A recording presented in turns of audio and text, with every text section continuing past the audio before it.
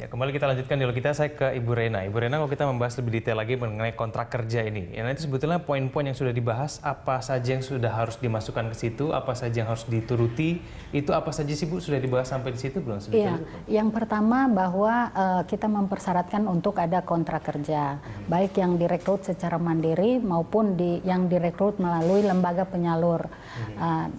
Dan yang kedua, ini bahwa hak dan kewajiban baik dari kedua belah pihak, dari pekerja maupun pengguna, ini sudah harus dituangkan di situ. Misalnya kontrak ini menyebutkan misalnya hak-hak dari tenaga kerja PRT, hak untuk berkomunikasi dengan keluarga, hak untuk mendapatkan hari libur, hak untuk mendapatkan, kalau di Indonesia kan tentunya ada untuk tunjangan hari raya, itu juga dimasukkan. Untuk beribadah. Nah, hak beribadah. Kemudian hak dari pengguna memberikan tenaga kerja, harus juga pengguna memiliki hak. Antara lain, misalnya tenaga kerja harus bekerja sesuai dengan jam kerja yang disepakati. Yang kedua juga harus menjaga tata krama dan etika yang ada di rumah tangga. Itu yang memasukkan poin-poinnya itu tergantung kesepakatan dari pengguna dan ya, itu tentunya kan ada standar ya, hak dan kewajiban. Nah, ini kemudian untuk upah juga disepakati. Jadi memang kesepakatan. Jadi itulah yang disaksikan oleh RT atau kepala lingkungan. Banyak yang menganggap permen ini manis untuk para pekerja rumah tangga, tapi tidak manis untuk majikannya. Nah, ini ada poin-poin misalnya seperti libur gitu. Ini kan berbeda sedikit. Kalau karyawan mungkin memang ada beberapa hal yang memang harus disepakati secara kontrak kerja, tapi kalau pekerja rumah tangga, maaf, kalau di rumah kan memang tidak terlalu seketat di kantor misalkan. Apa yang kemudian membuat poin ini harus ditaati oleh para majikan ataupun juga pemberi kerja? Ya, sekali lagi ya, bahwa permen ini sama-sama menyeimbangkan hak dan kewajiban antara pekerja rumah tangga maupun dengan majikan atau dengan pengguna.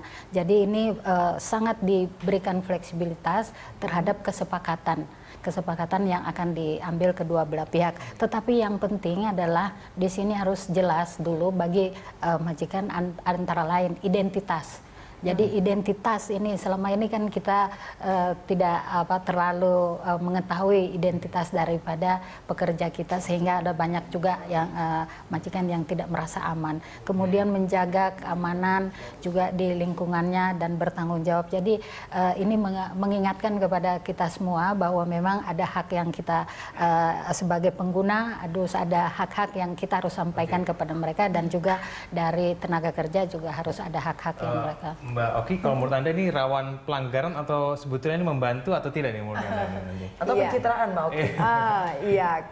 Ya, kalau pencitraan saya rasa memang Pak Menteri itu kan semangat ya orangnya. Ya, ingat nggak waktu beliau naik ke itu memang beliau masih muda relatif dan semangat. Jadi baik-baik saja. Hanya saja tadilah caranya yang menurut hemat saya perlu dicermati, karena kalau misalnya permen ini kemudian susah untuk diberlakukan, maka kan ini sebagai harapan kayak istana busa gitu ya, seolah-olah melindungi tapi sebetulnya tidak bisa diberlakukan karena aspek legalitasnya.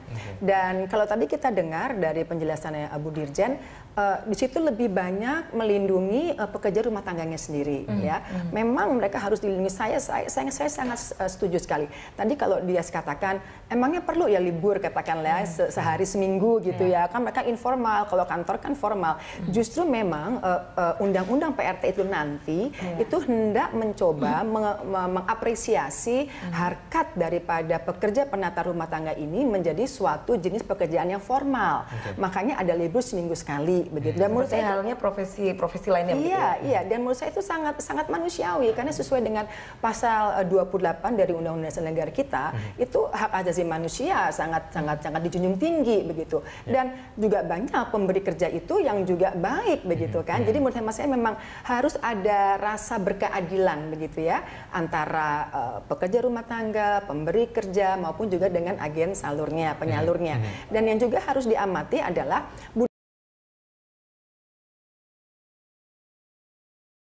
katakanlah nggak usah bayar saya deh Bu, tapi Ibu tolong nyekolahin anak saya. Nah itu gimana kalau misalnya hitung-hitungannya? Namun tadi sudah ada solusinya yang Bu Rena katakan bahwa itu nanti akan ngejawantahkan di dalam bentuk kerjasamanya. Makanya sangat penting sekali adanya kerjasama dan ada saksi dan juga laporan.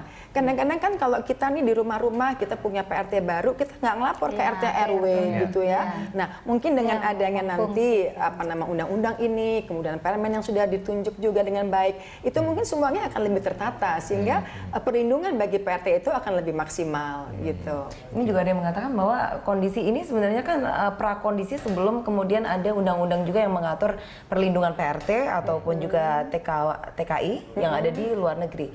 Ini bagaimana di Bu Rena? Ya, selama ini kita sudah melakukan ratifikasi konvensi untuk buruh migran ya di akhir tahun yang lalu, bantuan DPR sepenuhnya. Memang inisiatif DPR pada saat itu sangat tinggi sehingga termasuk Ibu Oki, sehingga ratifikasi konvensi buruh migran ini sangat menggembirakan bagi kita dalam rangka mengangkat harkat martabat daripada pekerja domestik ya di luar negeri. Tetapi kita selalu habis waktu dengan membicarakan pekerja rumah tangga di luar negeri, namun kita juga sering, kalau saya bertemu misalnya di dalam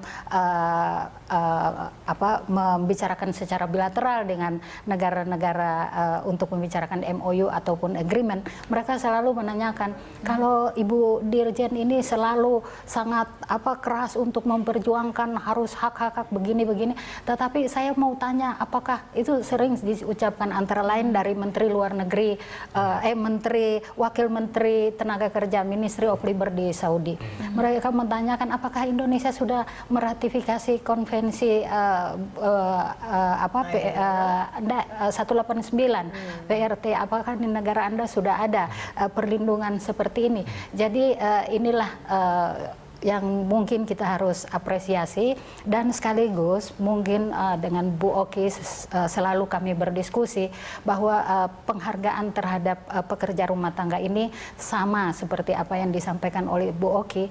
Ini selalu kita memberi ruang dan penghargaan bahwa pekerja rumah tangga itu memang juga profesi atau pekerja yang harus kita hormati.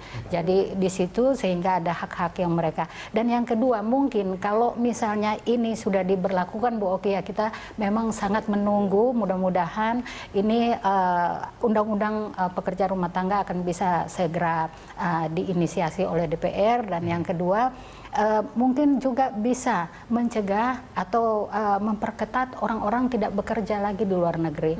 Selama ini kan mereka bekerja di luar negeri karena mungkin mereka punya hak, ada yang mereka kejar, gaji misalnya dan lain sebagainya. Tapi kalau sudah diakui di dalam negeri, mungkin tidak usah jauh-jauh lagi ke luar negeri, kita bekerja aja di dalam negeri. Saya kira itu poin yang di segmen selanjutnya saya akan tanyakan kemudian, lalu nanti kalau terjadi sanksi ataupun terjadi pelanggaran dalam kontrak kerja tersebut, PRT ini mengadu kemana? Lalu kemudian pengguna ini juga harus mengadu kemana nih kalau terjadi pelanggaran tersebut? Kita akan bahas itu di segmen berikutnya. Pemirsa, tetaplah bersama kami.